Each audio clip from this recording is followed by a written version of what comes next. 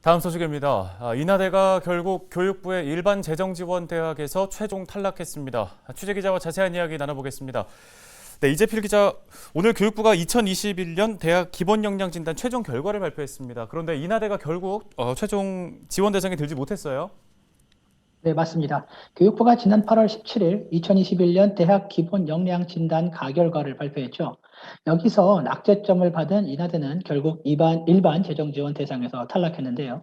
재정 지원도 지원이지만 부실 대학으로 낙인 찍힐 우려가 있어서 인하대는 물론 지역 정치권, 시민사회가 강하게 반발했습니다. 인하대는 당연히 가결과 발표에 이의를 제기했는데요. 교육부가 각 대학들의 이의를 포함해 기본 역량 진단 최종 결과를 발표했습니다. 그런데 내용이 바뀌지는 않았습니다. 교육부 브리핑 내용 직접 한번 들어보시죠.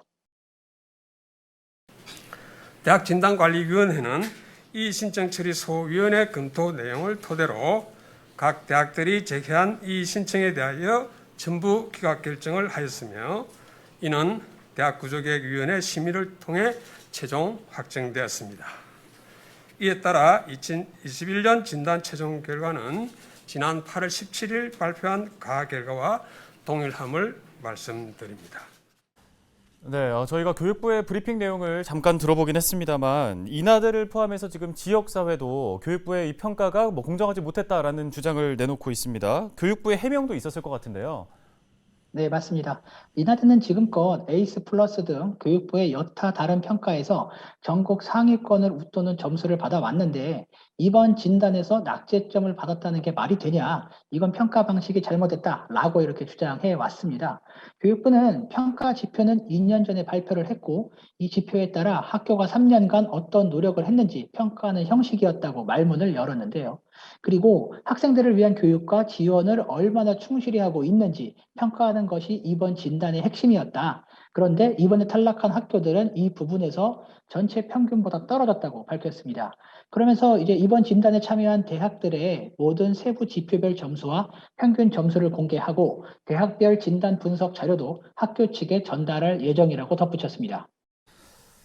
네, 그러면 인하대를 포함해서 지금 이번 평가에서 떨어진 다른 대학들에 대한 구제 방안은 없습니까? 아직 확정은 아니지만 고민하겠다고 교육부는 밝혔습니다. 교육부는 대학 협의체 그리고 국회에서 추천한 전문가들과 함께 협의 기구를 구성하겠다고 밝혔는데요. 협의 기구를 통해 이번에 미선정된 대학들에 대한 지원 여부와 대학 역량 진단 제도의 개선 등을 논의할 방침입니다. 특히 지원 여부를 결정함에 있어서는 이번에 탈락한 대학들을 다시 일반 재정 대학에 포함시키는 안까지 폭넓게 논의할 것으로 알려졌습니다. 네, 알겠습니다. 이번 최종 결과 발표를 두고 인하대 또 지역사회도 강하게 반발을 하고 있습니다. 어떤 입장입니까?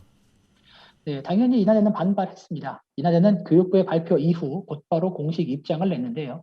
교육부의 이번 대학 기본 역량 진단 최종 결과를 결코 수용할 수 없다고 강조했습니다. 이날에는 비상식적인 평가 결과는 인하대가 구축해온 명문사학의 명예에 지울 수 없는 상처를 입혔다며 법적 수단을 포함한 모든 활동을 통해 대학의 명예를 다시 바로 세우겠다고 덧붙였는데요.